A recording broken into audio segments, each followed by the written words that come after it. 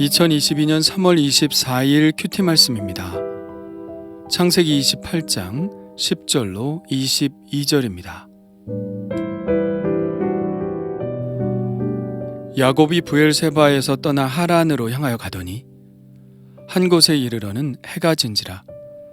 거기서 유숙하려고 그곳에 한 돌을 가져다가 베개로 삼고 거기 누워 자더니 꿈에 본즉 사닥다리가 땅 위에 서 있는데 그 꼭대기가 하늘에 닿았고 또 본즉 하나님의 사자들이 그 위에서 오르락 내리락 하고 또 본즉 여호와께서 그 위에 서서 이르시되 나는 여호와니 너의 조부 아브라함의 하나님이요 이삭의 하나님이라.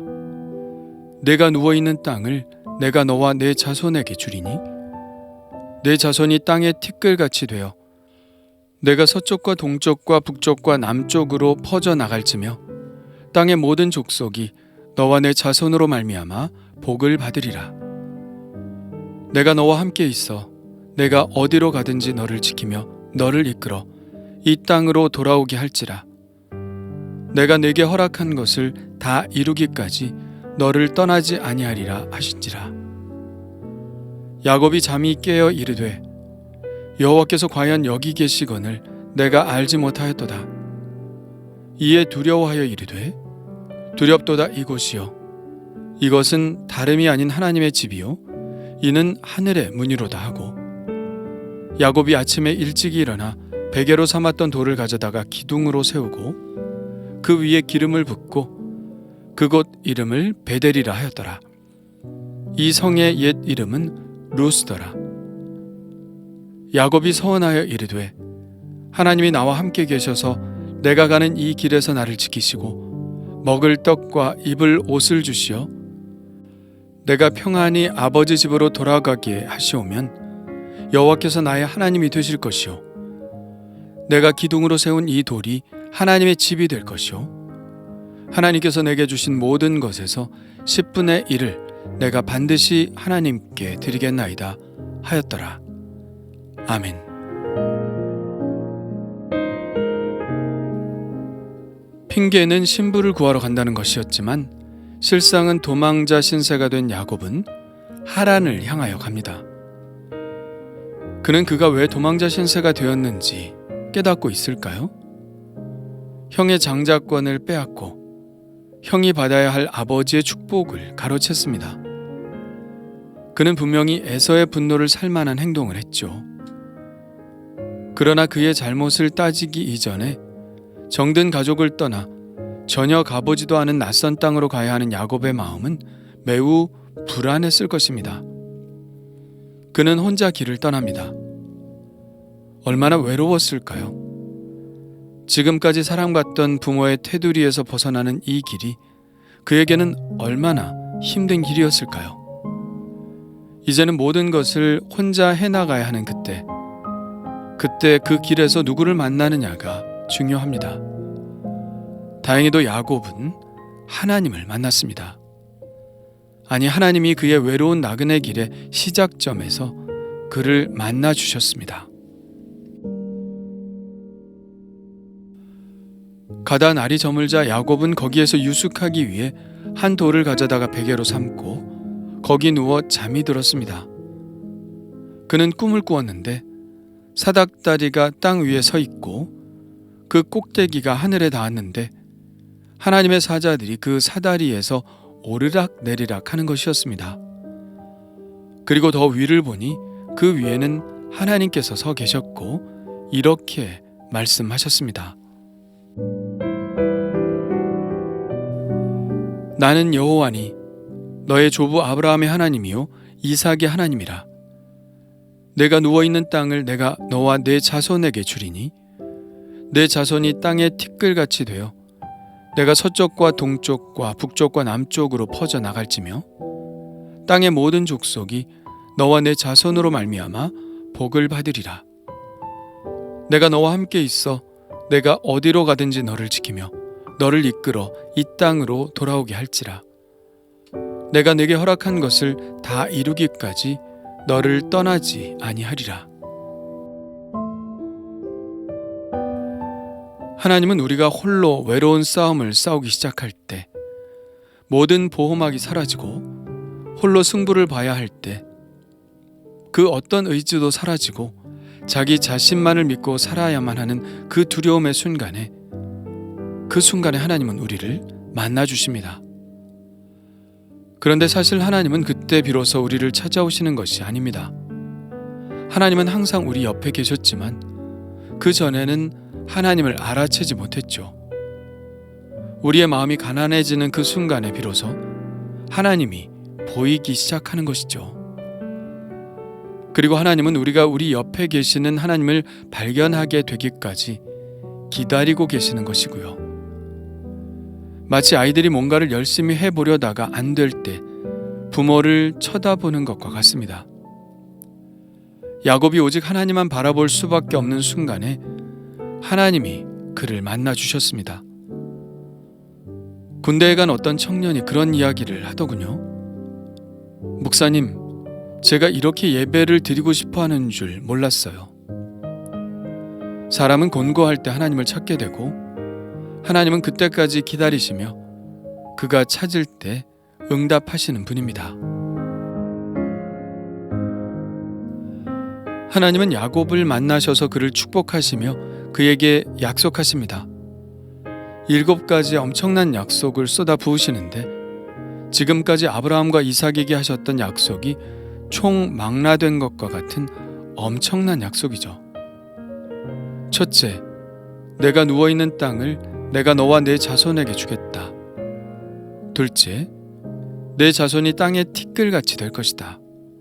셋째, 내가 서쪽과 동쪽과 북쪽과 남쪽으로 퍼져나갈 것이다.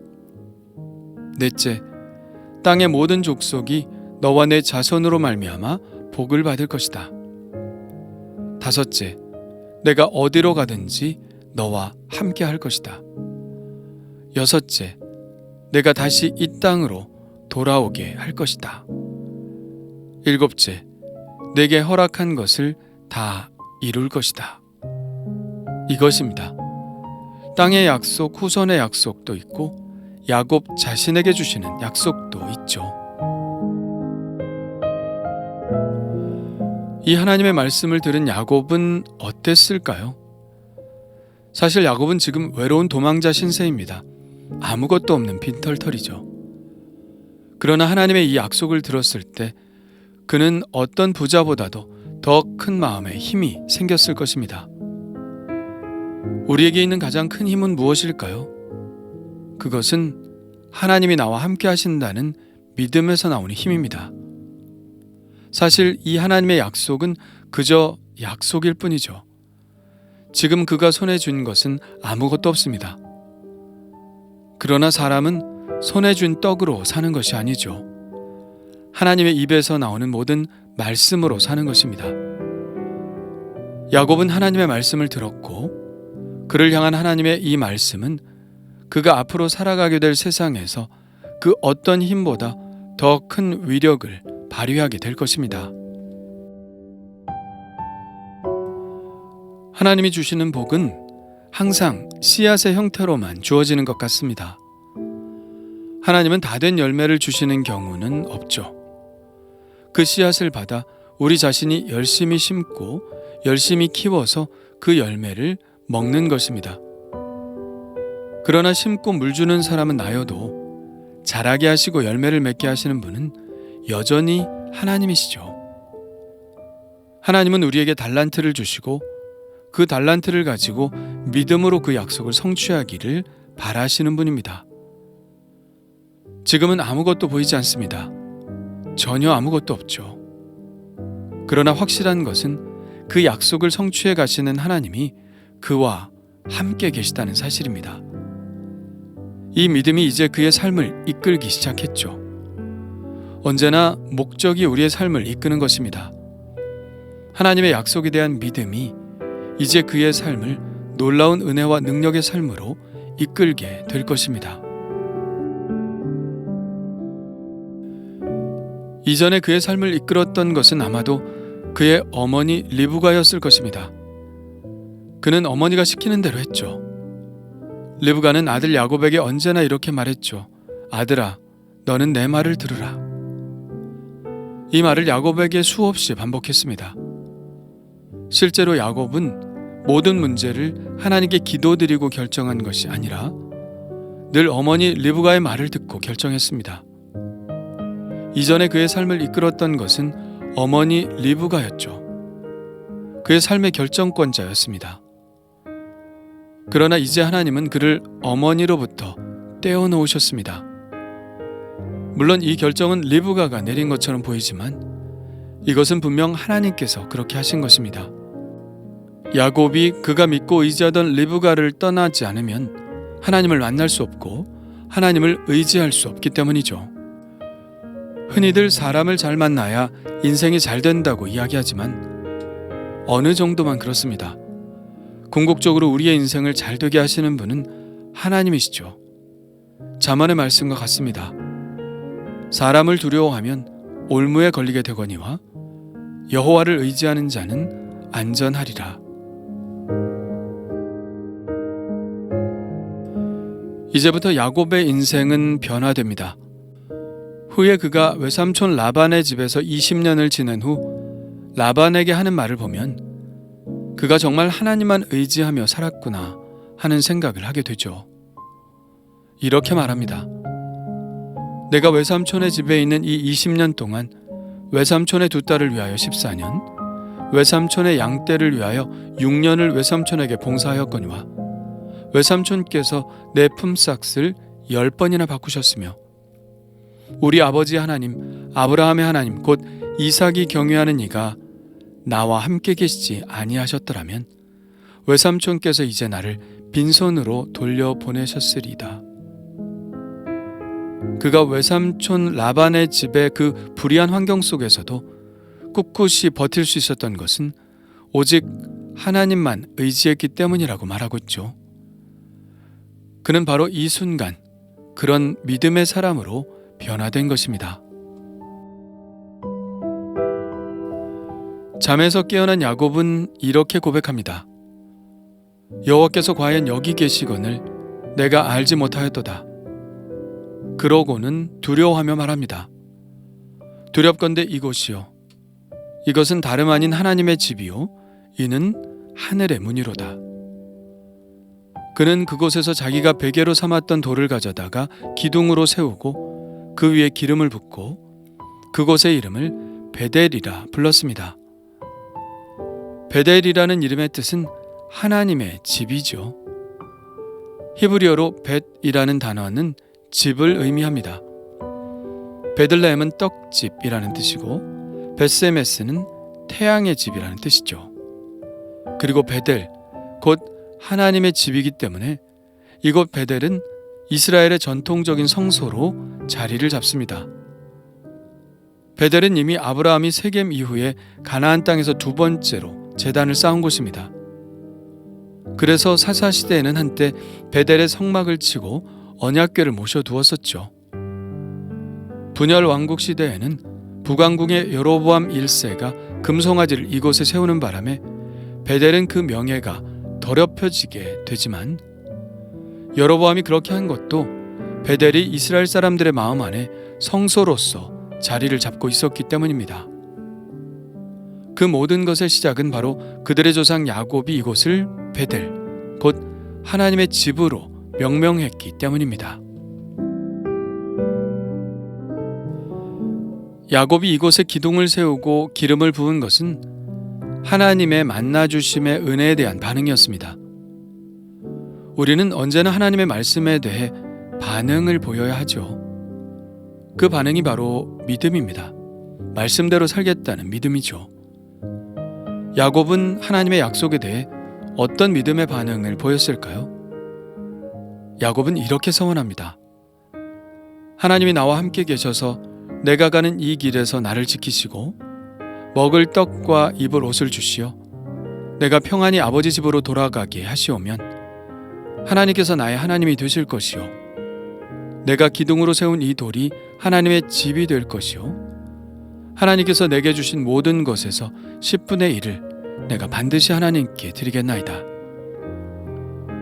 야곱의 이 말은 세 가지로 요약할 수 있겠죠.